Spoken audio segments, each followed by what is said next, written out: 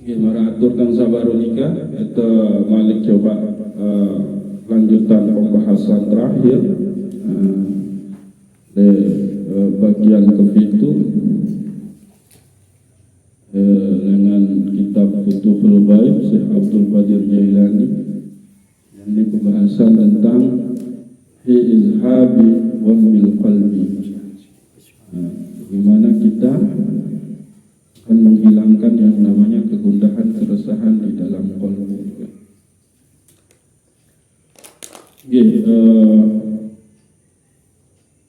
Oleh tengah-tengah sampai akhir niki di situ dimukakan bahwa maka janganlah engkau memiliki kehendak dan keinginan sendiri, tapi turutilah, ikutilah kehendak Allah Subhanahu wa ta'ala. Sebab kehendak, keinginan datang dengan diri kita niki adalah semuanya semata-mata niki adalah kehendak nafsu. Tapi ikutilah kehendak keinginan Allah wajib kita, maka di situ kita akan mendapatkan yang namanya kebahagiaan itu sendiri. Nah, orang-orang yang sudah terlanjur mengikuti kehendak dirinya, keinginan dirinya, dan itu identik dengan nafiara, dengan hawa nafsu, memperturutkan hawa nafsu, maka jalan yang harus ditempuhnya itu adalah dia harus bertaubat kepada Allah Subhanahu wa ta'ala. Nah, ini poin saya memang akhir dari pembahasan tentang fi izhabi ghammil qalbi ini. Jadi para nabi dan rasul yang terakhir nikah, Nabi Yuna Muhammad sallallahu alaihi wasallam, selain mewarisi kita tentang kebenaran, tentang kebaikan, tentang keselamatan, kira-kira Nabi yang samun warisan dengan Nabi Adam alaihissalam sampai Nabi Yuna Muhammad sallallahu alaihi wasallam. Kira-kira Nabi itu warisan kita.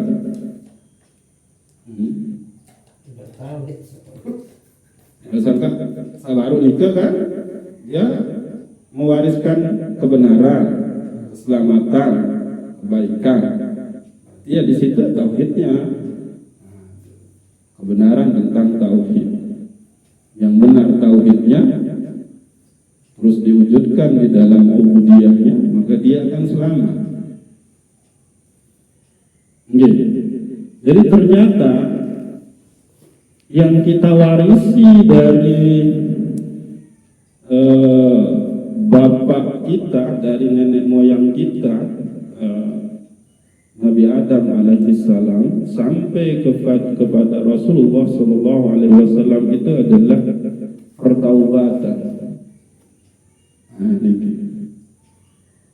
Jadi Syekh Abdul Qadir Jailani di situ mengisahkan tentang bagaimana pertaubatan para nabi dan rasul. Tapi yang beliau cantumkan itu adalah taubatnya Nabi Adam dan taubatnya Rasulullah sallallahu alaihi wasallam.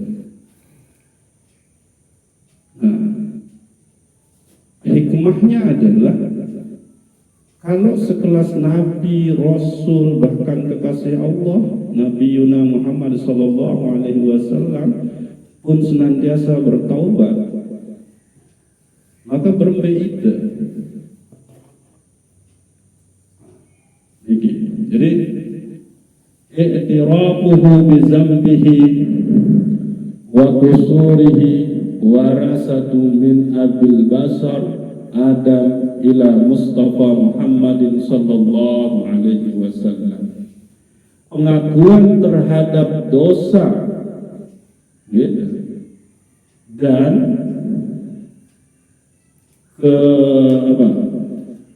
wa qusurihi, keteledoran kita itu ternyata warasatu min abi Abil Basar Adam alaihissalam ila Mustafa Muhammadin sallallahu alaihi wasallam. Ternyata itu adalah warisan dari Nabi Adam alaihissalam sampai kepada Rasulullah sallallahu alaihi wasallam. Ila di situ. Berarti semua nabi pun melakukannya.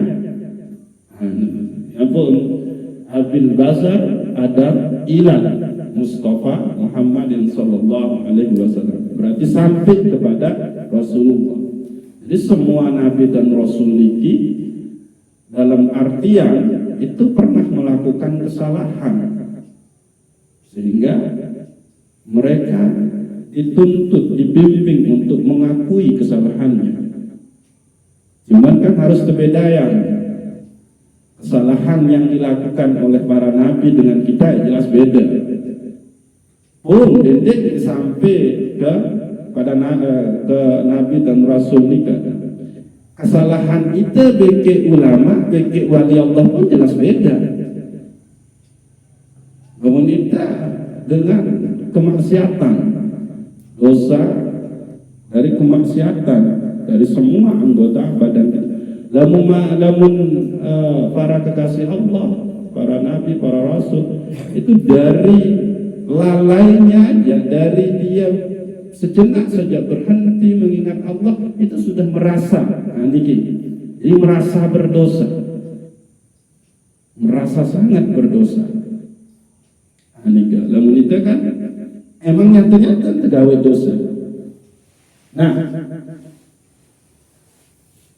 maka Nabi Adam alaihissalam itu dia dulunya berada di dalam surga. Maka dia mencampurkan antara keinginan dirinya dengan keinginan Allah Subhanahu wa ta'ala.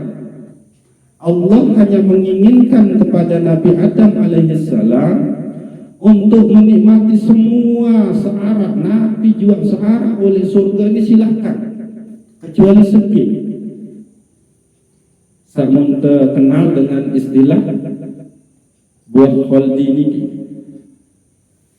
Itu keinginan Allah. Tapi ternyata Adam punya keinginan lain, yaitu kepingin supaya dia abadi kekal di situ. Maka dia harus memakan yang namanya buah yang dilarang oleh Allah Subhanahu wa ta'ala nikah. Nah, ini yang disebut oleh Syekh Abdul Qadir Jailani sebagai bahwa kalau engkau mengikuti berkeinginan sendiri, berkehendak sendiri, maka itu adalah dorongan hawa nafsu. Maka hiduplah dengan kehendak Allah Subhanahu wa ta'ala dan jalani kehendak Allah Subhanahu wa ta'ala. Nah, kenapa hal ini disebutkan oleh Syekh Abdul Qadir Jailani sebagai sesuatu yang sangat luar biasa? Sehingga bagi Syekh Abdul Qadir Jailani, mara pembahasan satu ini adalah menyekutukan Allah itu tidak hanya dengan menyembah berhala, tapi juga mengikuti hawa nafsu, dorongan-dorongan kehendak dari badan kita, dari nafsu kita, itu juga termasuk mensyirikkan Allah Subhanahu wa ta'ala. Nah, disitulah posisinya Nabi Adam alaihissalam. Dia memperturutkan keinginan dirinya dan dia lupa, bahkan membangkang, tidak patuh terhadap kehendak keinginan Allah Subhanahu wa ta'ala. Nah, ini coba hayalan ini saran surga ini kan tahu selalu kenikmatan di neraka, masalah oleh surga ini. Dan Allah sudah merintahkan kepada Nabi Adam alaihissalam untuk menikmati semuanya kecuali sesekini. Tahu ternyata tidak, karena emang Adam di situ sudah mengikuti keinginan-keinginan nafsiahnya. Jadi apa yang terjadi pada Adam di situ? Zalamatun nisyanu lil ahdi wal misaqi. Dia telah berada di dalam kegelapan daripada kelupaannya. Jadi lupanya itu, keteledorannya ini, itu adalah menjadi zulumat, kegelapan daripada Adam alaihi salam, sehingga hakikat yang ada di dalam dirinya, makrifat yang ada di dalam dirinya itu tertutup, zulumat, kegelapan. Maka ini apa yang menyebabkan terjadi zulumatun nisyan pada diri Adam itu adalah wa iradatul khuludi fi daris salam. Karena Adam alaihi salam menginginkan untuk berada kekal selama-lamanya fi daris salam, di tempat yang aman, nyaman, sentosa, yaitu di surga, bahkan kelak di akhirat. Loh, kenapa dia menginginkan itu? Karena di situ dia akan senantiasa bersama Allah Subhanahu wa taala. Wa mujawaratul habibir rahmanil mannan. Di situ dia kepingin kekal, maka dia makanlah buah yang dilarang oleh Allah Subhanahu wa taala, maka terjadi zulumatun nisyan, kegelapan dari kehilafannya. Nah, lo kenapa dia begitu? Karena emang dia kepingin tetap berada dekat dengan Ar-Rahman Al-Mannan, yaitu Allah. Allah yang maha pengasih, Allah yang maha penyayang. Dia selalu kepingin itu. Padahal sebetulnya Allah sudah mencita-citakan, menjanjikan akan menciptakan yang namanya khalifah di muka bumi. Ini gitu. Jadi walaupun Adam langgar titah Allah, nikah tetap sebetulnya akan diturunkan, dikeluarkan dari Nabi Adam dari surga turun ke bumi. Cuman belum waktunya.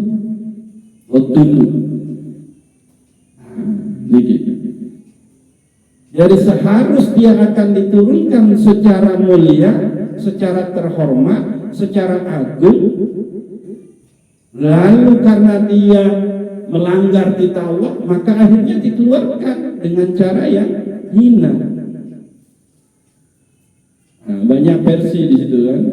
Adam akhirnya jatuh, diturunkan di di tanah India. Nah, itu wa mujawaratul habibir rahmanil mannan wa dukhulil malaikatil kiram alaihi bittahiyyati wassalam. Dan dia tetap menginginkan, karena emang malaikat itu selalu datang mengunjungi Nabi Adam alaihissalam di dalam surga dan memberikan penghormatan serta keselamatan, mendoakan keselamatan kepada Adam alaihissalam.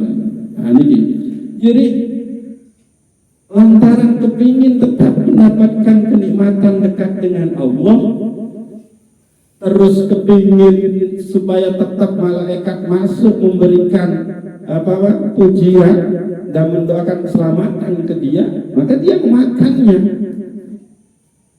buah yang dilarang oleh Allah Subhanahu wa taala. Nah, maka disitulah dia terjadi yang namanya Nabi Adam alaihissalam telah mengedepankan hasrat dirinya, hawa nafsunya, dan telah melupakan kehendak keinginan Allah Subhanahu wa ta'ala. Maka akhirnya mereka berdua diturunkan atau dikeluarkan dari surga dan tinggallah di bumi. Maka setelah Nabi Adam alaihi salam, nanti dia tahu poin makna bahwa kita mewarisi yang namanya pertaubatan itu dari Nabi Adam sampai kepada Rasulullah Shallallahu Alaihi Wasallam. Maka Nabi Adam itu diperintahkan untuk bertaubat.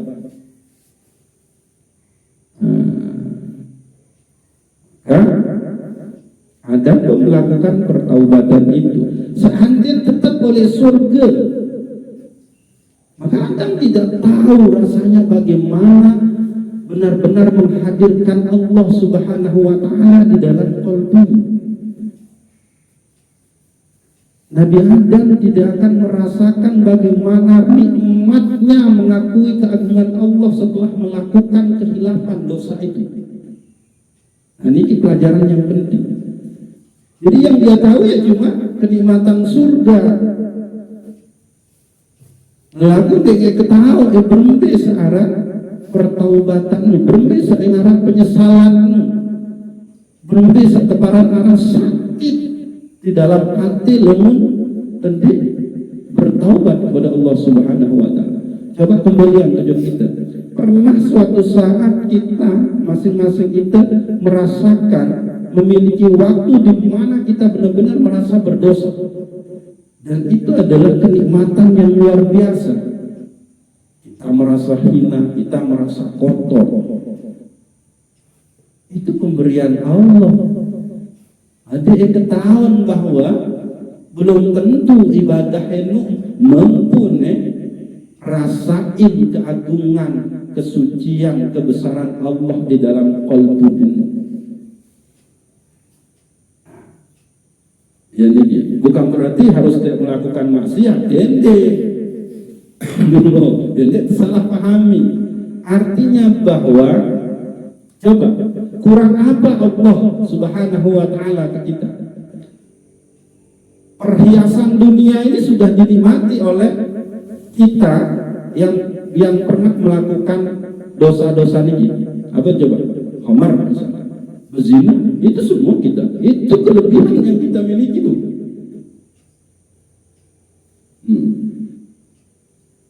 Dunia ini kita sudah genggam saat itu.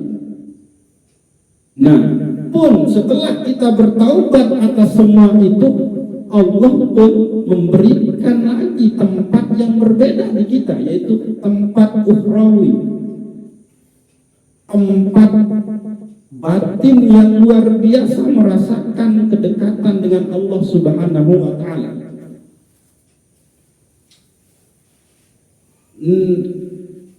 Rasa dunia yang gelap dia sudah nikmati, rasa dunia yang putih penuh dengan rahmat Allah pun dia rasakan.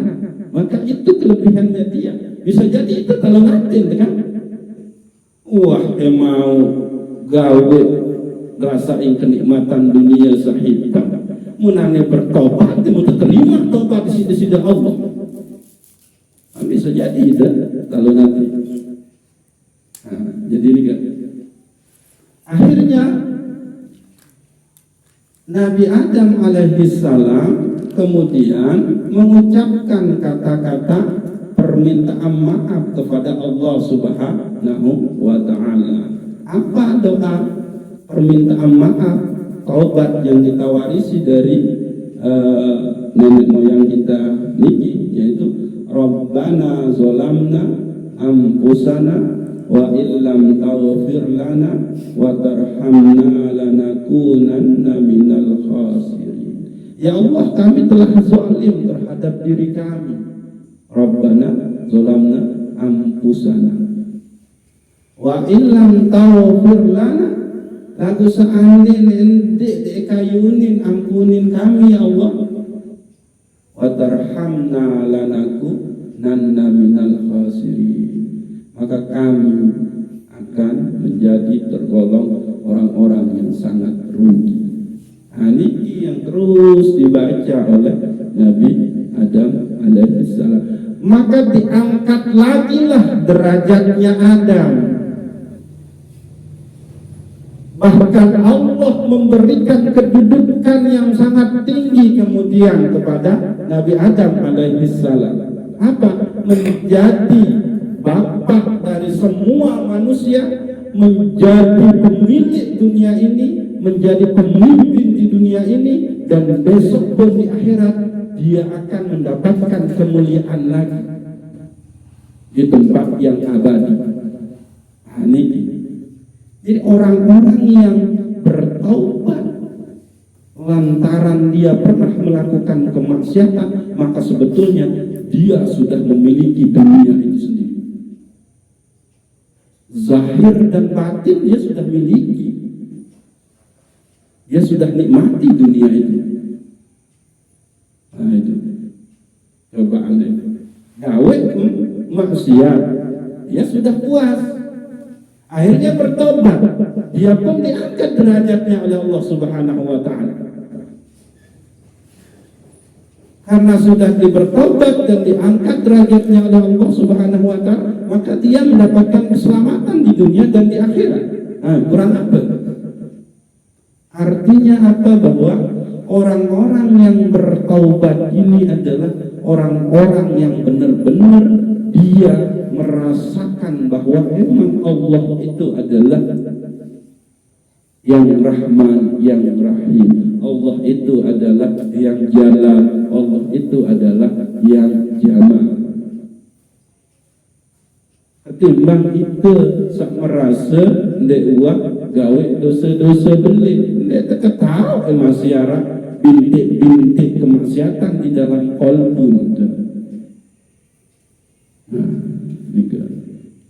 Lagu dedean adik sama rasain nikmat bertaubat, merasakan Allah dalam diri main kemabuk. Ini orang yang sudah hilangkan itu zulumatun nisyan. Orang yang sudah berada di dalam kegelapan, dia hilaf, maka dia bertaubat, maka sebetulnya dia itu mendapatkan yang lebih.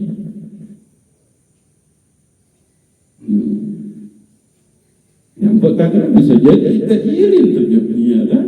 Coba buat ini mau kawin, tiba-tiba bertaubat, tiba-tiba diampuni sudah Allah, lemak pun oleh akhirat dan surga. Itulah Allah Subhanahu wa taala. Nah, lalu kembali, maka supaya kita tidak terjebak di dalam apa namanya? Zulumatun nisyan dikata, maka janganlah diri ini memiliki keinginan kehendak, tapi biarlah kehendak atau keinginan Allah lah yang kita ikuti, yang kita turuti. Maka disitulah akan diberikan kita hal-hal yang luar biasa oleh Allah Subhanahu wa taala. Tapi bagi yang sudah terlanjur melakukan itu karena dia berada di dalam kehilafan, maka yang terbaik bagi dia adalah jangan putus harap dan segera bertaubat kepada Allah Subhanahu wa taala.